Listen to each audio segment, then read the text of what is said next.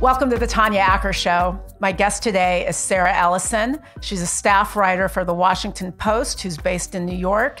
Before writing for The Washington Post, Sarah wrote for Vanity Fair and Newsweek and The Wall Street Journal. I also understand that she started writing for Newsweek as a news assistant in Paris. Great place to start your career. Welcome, Sarah. Thank you so much for having me. So I am really fascinated by the news business. As a lawyer, I know very well that the way you tell a story and how you shape a story from the very beginning really is everything. And journalists, I mean, you guys have so much power. You write a lot about the business behind the news business, consolidations or failed attempted purchases, accountability by news organizations and journalists. Is there anything, Sarah, that concerns you right now? Are there any big trends? Is it the lack of gatekeepers? Is it too many gatekeepers? Is it mergers? Is there something you find worrisome? Wow. Well, so many things, I guess. But I think that one of the big questions, the news business always feels like it's a moment of transition in some way because technology is sort of shifting so many of the priorities. But now is a moment where, in particular, people are coming out of, the Trump years. Sorry, I'm working at home, so I've got some visitors. But we're coming out of the Trump years, and it felt for a while like Trump was sort of the assignment editor for a lot of news organizations. And people joked about that, but it really was that he knew how to manipulate the news cycle in a way that was entirely effective. So I would say that what's interesting coming out of that is that a lot of news organizations, these cable news operations, are having to sort of dig deep and find some stories on their own to follow and to make where I know we're going to talk a little bit about CNN today, but a place like CNN was famous for a Malaysian airline flight that disappeared, and they spent hours and hours and hours making that a story. Now people need to find the new source of their programming now that Trump is no longer around. I think Trump as the assignment editor was problematic for its own reason. He made it perhaps too easy because there was a news story every time he had a press conference or issued a tweet. In some ways, it was really unfair to the rest of news that was happening. And it kind of balkanized people into these different camps. But it didn't really start there, did it? I mean, he may have exaggerated the balkanization, but hasn't news been moving in that direction for a while?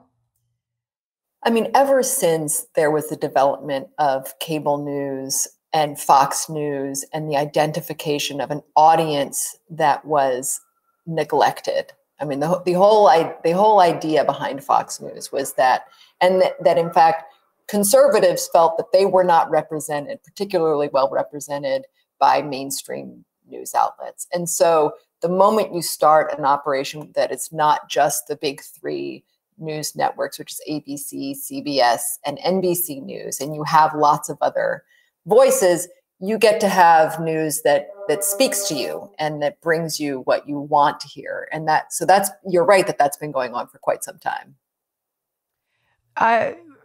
You mentioned the Chris Cuomo story. I know a lot has been said about this. If Andrew Cuomo hadn't been Governor Andrew Cuomo, but had been teacher Andrew Cuomo, construction worker Andrew Cuomo, would Chris Cuomo's intervention on his brother's behalf have been problematic in your view?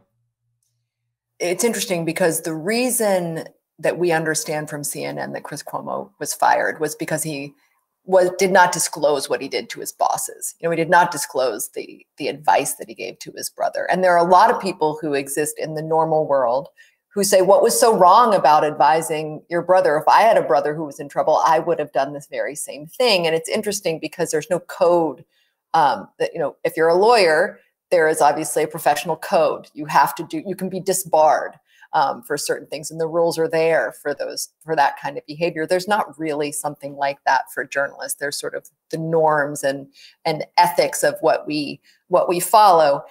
The ethical breach that Chris Cuomo sort of crossed was that he advised somebody who was a sitting politician and that was in the news, that the network was covering. And while even though he decided, the thing that CNN was able to say was that we've given him, he's not going to cover his brother. And so it's okay. He's allowed to advise his brother in his personal capacity as long as he doesn't cover him. And that was the way that they sort of parsed the question. If he had been a teacher, it would have been much, much easier to justify what he did. But he was a sitting politician who had a massive impact on the policy and the moment that we were all living through with COVID. And so I think that there were two things that were working against Chris Cuomo. One was, based on our reporting, it was that he was advising somebody who was absolutely in the news, and also that he wasn't fully transparent about what he was doing. Yeah, because CNN wouldn't have mattered. I mean, nobody would have cared if it had been Andrew Cuomo, teacher or construction worker, to your point. Do you think that CNN handled it appropriately? You know, it's not really for me to say as somebody who covers them and is trying to kind of just report on the way that they're thinking or the way that they're being. I mean, we certainly reported on journalist ethicists and people who were finding flaws in. I mean, our media columnist wrote about this, and somebody who's allowed to have an opinion about this. CNN got a lot of criticism for not acting more quickly to say, you know, Chris Cuomo obviously sort of famously did these interviews with his brother at the height of COVID, right when New York was going through the worst of it. And so CNN gave him the ability to interview his brother when it was good news. But then when it stopped being a good time for his brother, then they sort of put the restrictions back in. So I would say that the criticism of CNN was that they moved too slowly. What Jeff Zucker at CNN was saying was, I'm making a choice and we are drawing the lines to say that this is okay up to a point as long as he discloses it. And then they were the ones who said finally, when he wasn't disclosing it to his own bosses, that he went too far.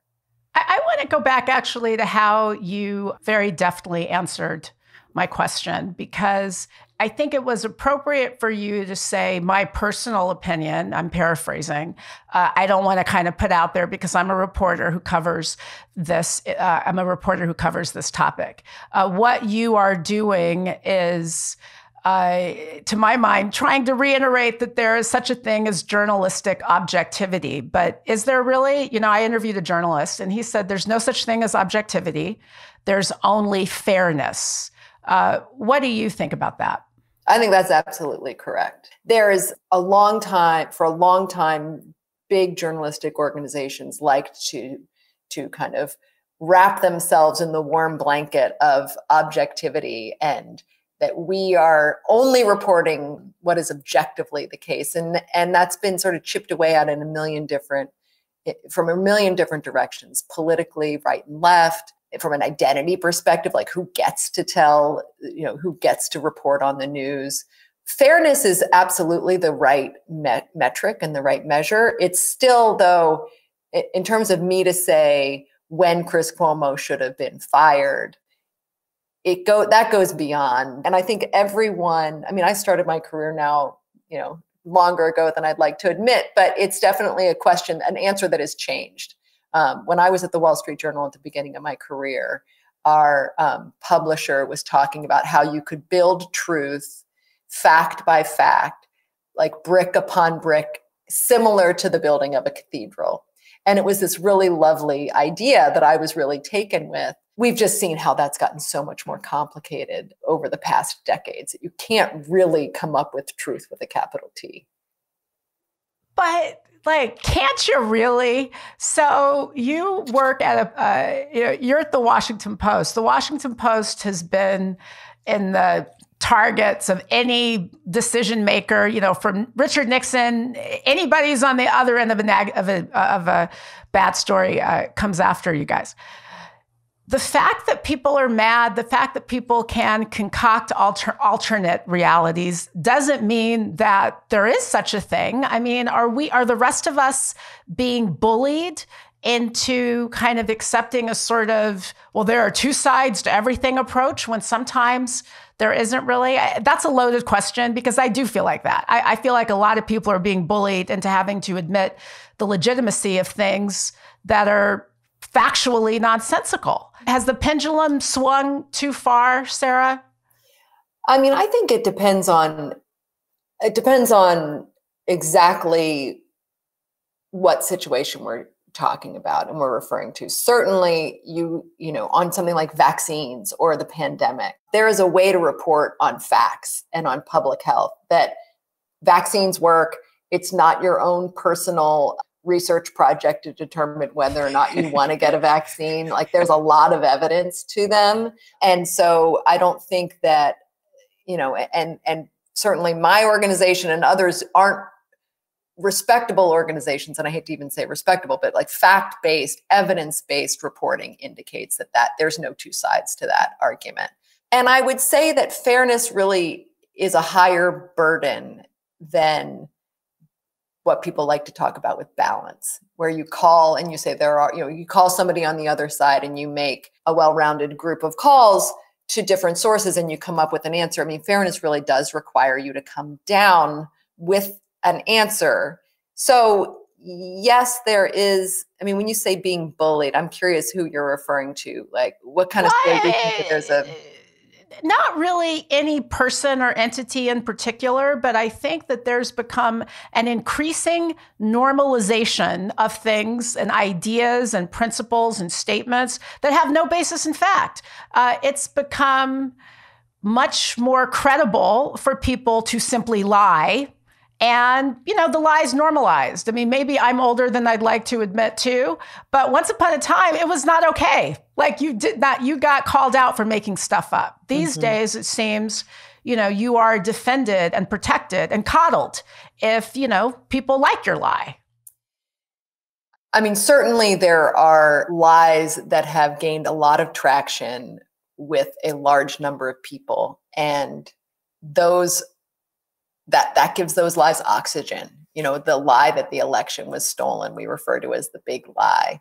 That's something that millions of people in this country believe. And doesn't matter how many times we report on the legitimacy of the election, that is something that is going to continue and circulate for however long people are kind of promulgating that lie. But we as journalists, I mean, the question of what is a lie and what isn't a lie and what's a mistruth and what someone said, you know what I mean? To call something a lie in our book, you have to know that person believes and knows what they're saying is a lie and that what they're saying isn't true. And it's very hard to know what's inside somebody's head. And so we have all these sort of hoops that we have to jump through and hurdles that we have to reach that I think in the end are really strong and protective of what the actual truth is.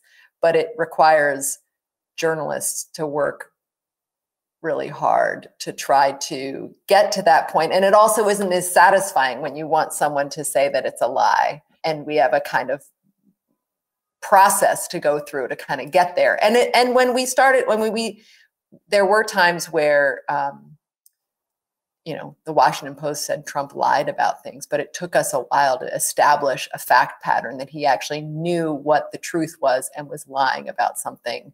It wasn't just every mistruth or factual inaccuracy that he uttered. You know, we had a whole method for figuring that out. I want to talk a little bit about your particular beat, I mean, such as I've digested it, which is really focused on the business behind the business, news organizations that have come under fire for misrepresenting themselves, misrepresenting how they get audience.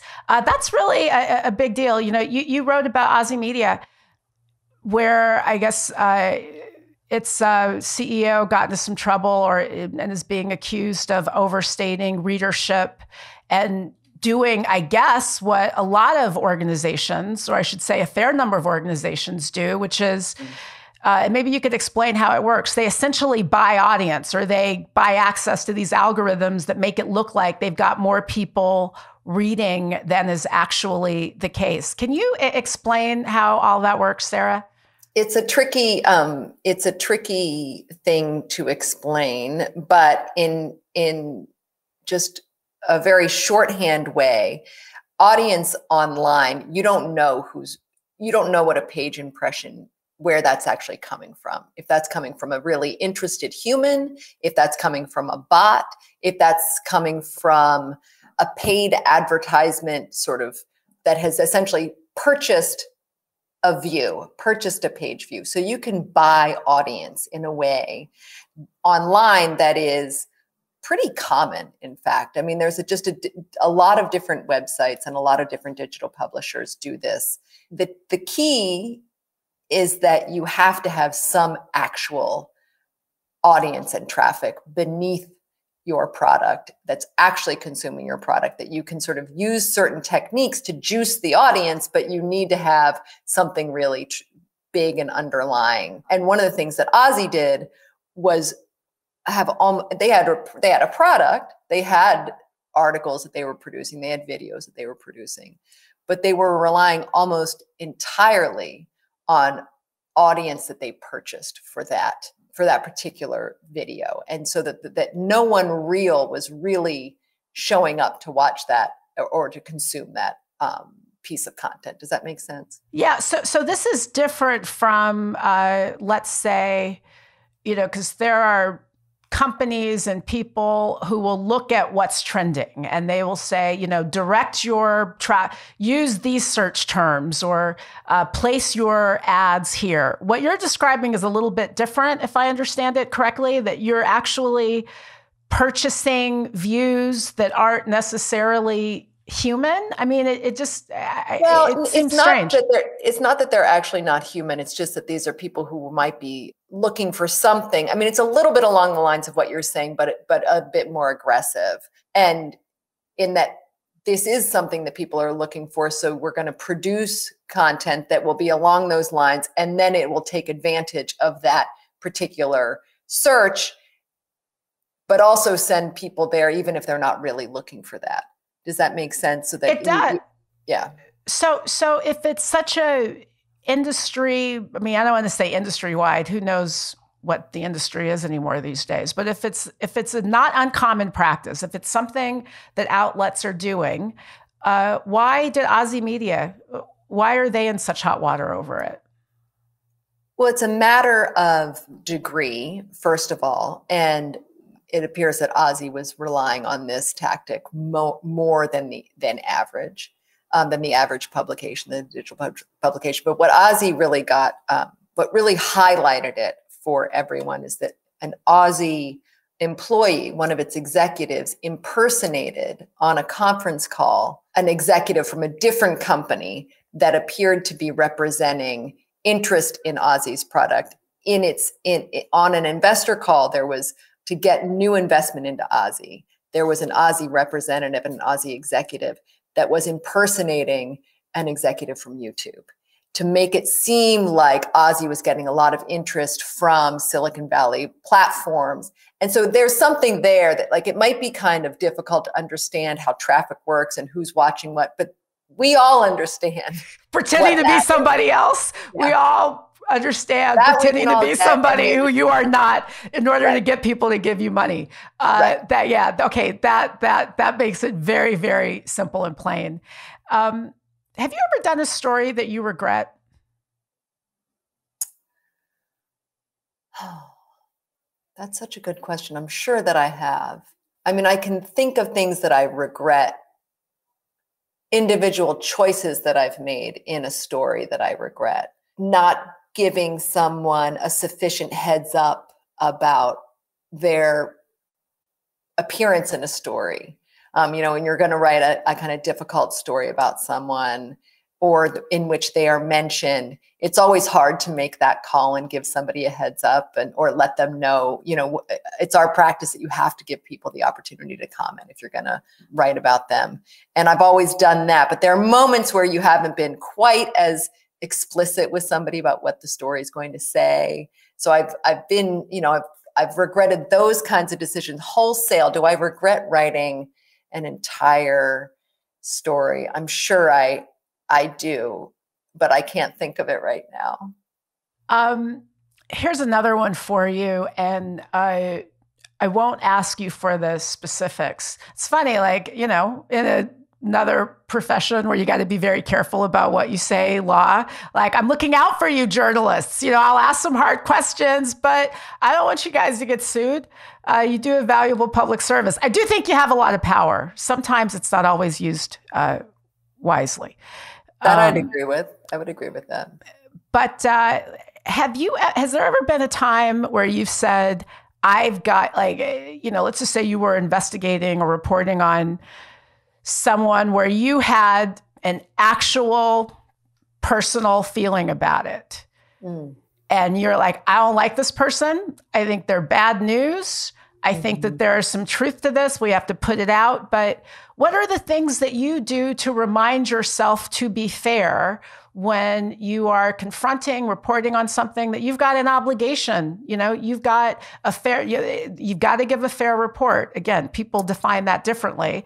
But right. How do you keep your personal feelings about it in check? I would say that there's a saying in journalism that is sort of a joke where people say, well, don't let the facts get in the way of a good story, or like, this is too good to check, too good to be true. One of the best ways to get, to force yourself into a position of fairness on something is to talk to the subject of whatever tough story it is that you are writing about and really try to elicit their point of view. To really, so much of what my job is to get people to tell me things they probably shouldn't tell me, or that people would want to keep quiet. And so part of that is really establishing a rapport with someone, even if it's just over the course of an afternoon, that you can sort of talk to them about what it is. How is it that you see this? What happened? When you stole that money, what was going through your mind, and what was the justification and I'm sure that person, everybody thinks they're a pretty good person themselves. And so the best way to try to muddy the waters in your own mind or to invite that kind of fairness is to really talk to somebody and get them to explain for you, how do I see this from your perspective? It's hard though. That's one of the reasons we have editors. That's one of the reasons why we have to, go through these steps, because you don't always like everybody that you write about, and you do see real wrongdoing. Has there ever been a time when it was really, really hard? If you want to give me an example where you were like, I am having a really, really hard time trying to process this in a fair and objective way because something about this person, this situation, this backstory is turning my stomach. Has that ever happened? Well, I wouldn't say turning my stomach, but I would say that one of the things that I really care about is small local newspapers and news organizations, because so much of what you're talking about in terms of people being bullied into kind of seeing the other side of something or not seeing the others, but countenancing something that's false, right? Mm-hmm. My view is that we were all a lot better off when there were lots of local news sources where people were getting their information, because it was easier to kind of fact check that, and it was easier to sort of feel some proximity to the news and what you were learning in the world. So there's a group of hedge funds that have bought up a lot of local papers, and they're firing lots and lots of journalists. And so as a journalist, you're sort of invested in a story like that. And you think, well, why are they doing that? They're just trying to make a lot of money off of the demise of journalism. And I wrote a piece about a guy named Heath Freeman, who runs Alden Global Capital, which is a hedge fund that is one of the largest, that his fund owns, some of the, is a huge owner of local news properties. And so I think they own Tribune, don't they own Tribune? Just bought Tribune. Mm-hmm. They just bought Tribune. And I profiled him kind of early on in the pandemic, and I was not predisposed to think that this was somebody who was doing great things for the world. I still don't think he's doing great things for the world, but one of the things that he presented to me was that nobody else is buying these journalists. Nobody else wants to buy these newspapers. Like, there are plenty of really wealthy people out in the world, and they're not buying them. We're the only people who want to buy these publications. And so we're trying to run them as best we can. That doesn't make me feel like that hedge fund is doing God's work, but it does make me ask the question, well, where is everybody else in this problem? Like, people wanted to, the people who work at Tribune were trying to sell that paper to somebody else, and nobody else showed up. Nobody wanted it. I mean, nobody wanted it. So they may not be doing God's work, but they're not the devil either, well, right? I mean, even if they are, nobody else is showing up to stop them, right? So if the devil's the only... I mean, I'm not saying that they are. No. I'm certainly not saying that, but what I'm saying is, like, he has a point. He has a point, Okay, you think these people are so terrible. Somebody else, go ahead, buy them, do it, So that's an interesting case.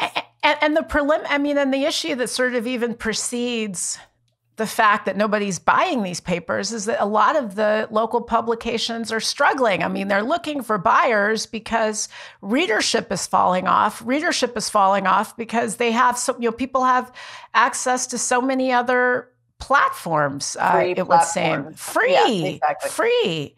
free platforms that correspond to what they want to hear. That's back to your point.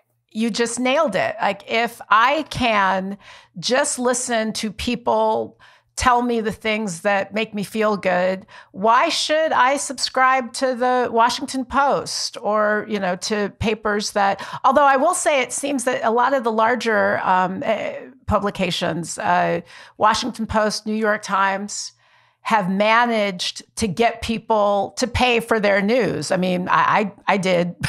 I had to pay in order to read some of your pieces, which is a great, no, but I take that back. By the way, I was already a subscriber. But are you worried about local news? I mean, I know that some of these, some local organizations have been able to push back against being bought up. Are you worried about the fate of the local journalist who kind of focuses on facts close to home? Absolutely. I think that there's no greater concern in the news business than the demise of local outlets that are reporting on the communities around them.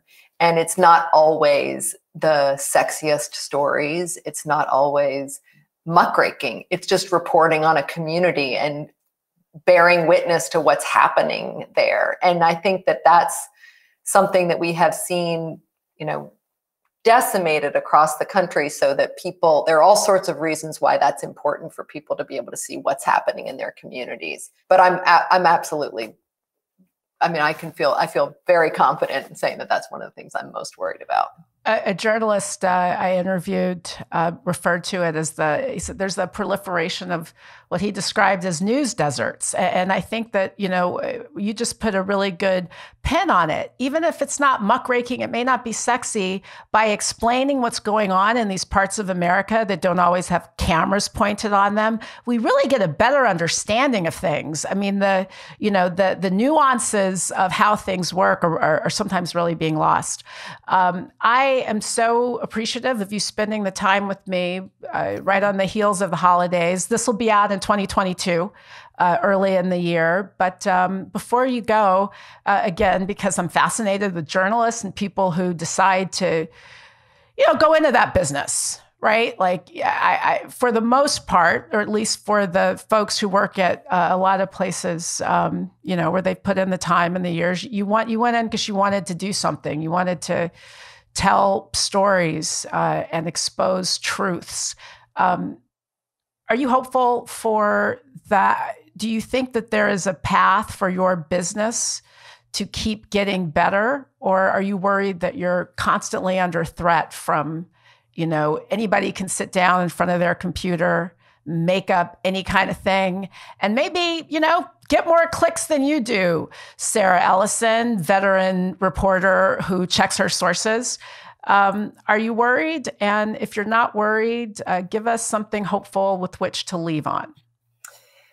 Well, I am always worried about misinformation and people believing things that aren't true, because I think that the truth, this is why we all got into this business. And the truth is something that really is there's just nothing, to sound super silly about it, there's just sort of nothing better for society than a truthful view of what's going on around us. So, but do I feel hopeful? I do, because as much as our business has been really decimated, there is still incredible work that is happening all around the country, and people who are, whose jobs are way more demanding than mine and way harder are pushing for that information to come out. And even while, and they're doing it and we're doing it because we believe in it. We believe in the mission of journalism. And so I would say that there are just a lot of people out there willing to be underpaid and overworked to bring you your daily news. So I would look forward to that in 2022. We will still be around. Thank you for being underpaid and overworked. And thank you especially for taking time to chat with us today. Please stay safe in New York. Happy New Year, Sarah. Take care. Thank you. Thank you so much for having me. Happy New Year to you too.